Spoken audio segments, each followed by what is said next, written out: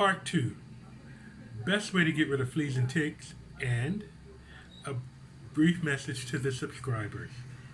Hi everybody, welcome to another video entry in my Philippine diary. Today we'll be updating you on the progress of the battle against the fleas and ticks here, as well as we'll make a few thoughts or comments, we'll have a few thoughts or comments for the subscribers. So, when last we met, when last we were covering the subject matter, we had given the dogs their second bath, and you witnessed that, and that was part one this video series. And so, what I'm going to show you now is a very short video of what happened immediately after that, what we found immediately after that, and then we bathe the dogs again today, which will be third bath, second video for you, and we'll talk to you about the situation after that.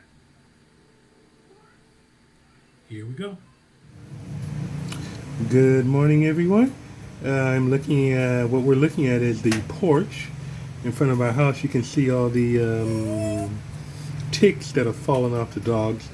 Most are dead, but a couple are moving around alive. So the flea bath is certainly working. I don't know if we got them all, but I'm glad to see that one is gone. Hello, Bubbles. Where you getting, Bubbles? I'm glad to see the one that was on Bubbles' head. Bubbles is a black and white dog. There were two, one by her eye and one on top of her head. Both those guys are gone. So we're working, but I see her scratching, so I think we still have a little bit more work to do. And the battle continues. Chi-Chi and Bubbles versus the ticks.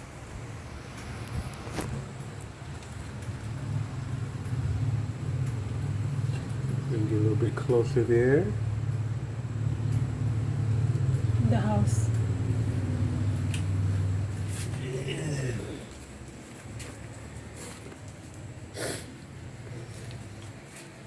Bubbles, ouch. And that's their doggy house there. Good, not many fell off there. Good afternoon, everybody. As you can see, I'm here with Bubbles doing a little inspection to see how we're doing with that battle on the ticks. I think I see one right there and one right there. I felt a couple more in the body, so we're definitely winning a few battles, but the war continues.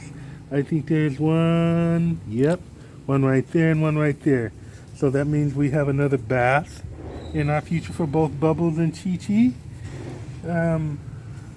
I did see kind of a caterpillar. I don't know if that's some part of a larvae stage for these things. I'll show you the picture. I've already taken it. If you know anything about this, please be sure to text or make a comment. I wonder if these things come from egg sacs, and from egg sacs go to this kind of like caterpillar thing, and then go from this caterpillar thing to the tick thing. I'm thinking that's what it is. I've seen a few of these things around already. After the last bath with the dogs, we saw lots of them on the porch. They'd fallen off and dying, so we're definitely winning some of the battle, but the war continues. It is looking like we might have to do something about the environment, spray down the house, the dog house where they live. We don't really have a lot of greenery except for that. Show them that bush over there. And the dogs do like to run in there. It's very cool in there. They like to lay down in there, so maybe ticks are in there and wait or something. The dogs enjoy their time there. It's very cool and it's hot in the Philippines. And poor Bubbles there, the long-haired black and white dog, has very long hair, so they enjoy hiding on her more so than they do Chi-Chi. I see far less on Chi-Chi, but I still found one or two, so that is a bath for both of them. So we'll go ahead and do that bath and get back with you on our next thing.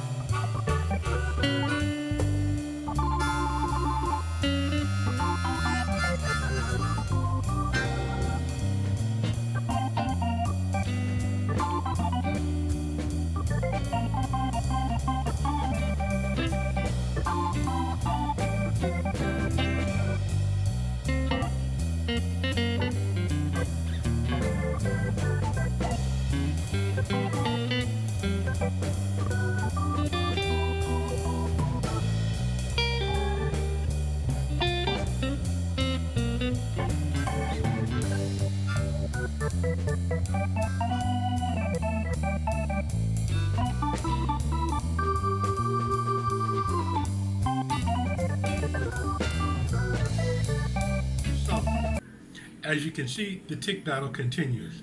We made some progress, but more progress still needs to be made. This is not a quick one-shot solution where you squirt the dog with something and it all goes away. This is going to be a work.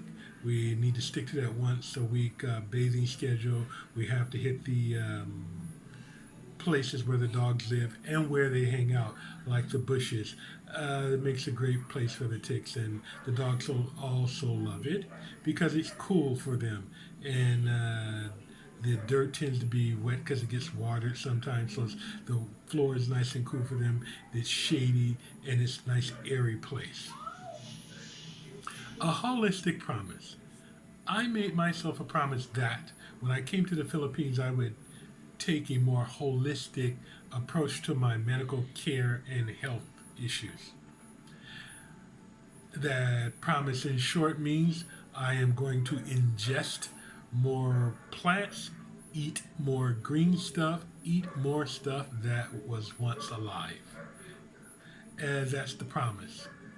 Part of that is going to be teas. I am certainly drinking more teas, and I will continue to drink more teas because tea is very popular in Asia and has been credited with extending the life,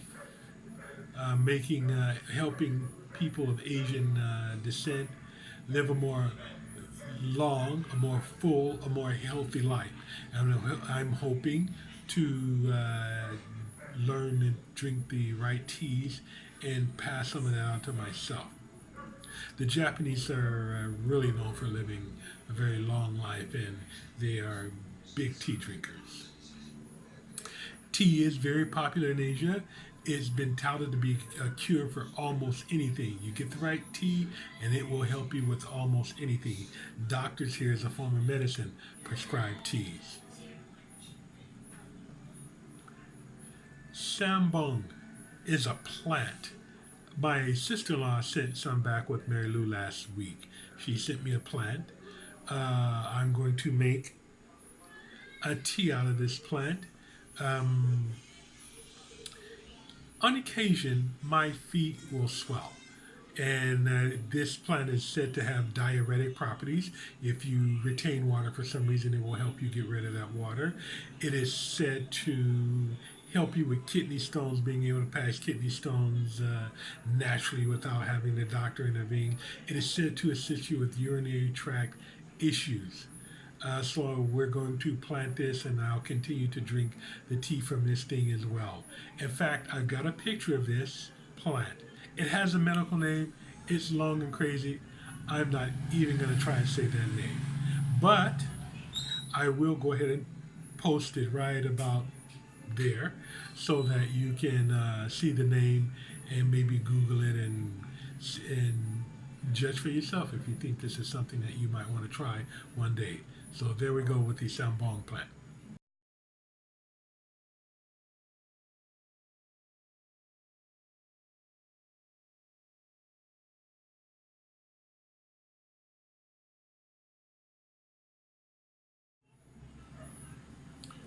Our gardening project. We haven't forgotten you. As you recall, in the last video, we went to the neighborhood nursery and we told them the type of plants we wanted, and they didn't have any in stock, but they promised to get them for us in a day or two. It's been closer to 2 weeks now, and we still haven't seen the plants, and we've gone back a couple of times. So I think we're going to end up going to another nursery. We will update you on that as soon as we get the plants. We'll make another video of Mary Lou putting them in the ground and finishing up her ground prep work, etc., etc. Our channel progress. First, I'd like to thank Brian. Brian from a foreigner farming in the Philippines. He gave us a shout out, and with that shout out, 75 people came over and had a look at at our at our YouTube channel, My Philippine Diary. And I'd like to thank you guys, the ones that actually came over and had a look. Thank you for coming over and having a look. Thank you for giving me a chance to show you what I can do and what I hope to do. I don't know how many have stayed out of those that came because the numbers go up and down, but our numbers are on the whole, on the net, steadily increasing. Slowly but surely, but steadily increasing. Brian, shout out. Brian is the man. When I get up in the morning after I do my morning stuff, watching his channel is the first thing that I do. He is my favorite YouTuber. He is inspirational in the quality of work that he does as well as the quantity. I think he is an example of what reality TV was supposed to be like. And maybe I'm just interested in this farming thing. I wish I could do what he does, but I'm physically not able to at the moment. I don't have the money for as the initial investment that he threw into it, and I don't have the wealth of knowledge that he brought to the Philippines with him. He's a business person, plus he understands farming and animals and pigs and that stuff. So, Brian, you the man. Thanks a lot for all the help. As far as you guys coming to the My Philippine Diary channel, I'd like to say thanks a lot. I'd like to say I need your input and your comments. You are telling me what you like, and I want to put on what you like. You are telling me what I do good, so I can do more of that. If I can do more of that good stuff, then I will attract more people like you, and you guys and gals are the ones that I'm interested in attracting. I'd like to grow this YouTube channel so that it will get large enough that we can maybe later get some better equipment and be able to go out and film our videos in the more interesting places and make videos more interesting in general. I think you've often heard me say, share it with a friend. We tend to have a lot of things in common with our friends, and that's why we're friends with them. We have a lot of things in common, so it's easier for us to like them. So if you enjoy the Philippines or traveling, chances are you have a couple of friends that will enjoy the Philippines and traveling. And so that's why I say, if you enjoy this video, share it with a friend. If you've got a friend that you think might enjoy it, please feel free to share it with them. I would really like this project, this My Philippine Diary thing, to expand so that we can make more videos of higher quality and then go out into the Philippines and make more that way.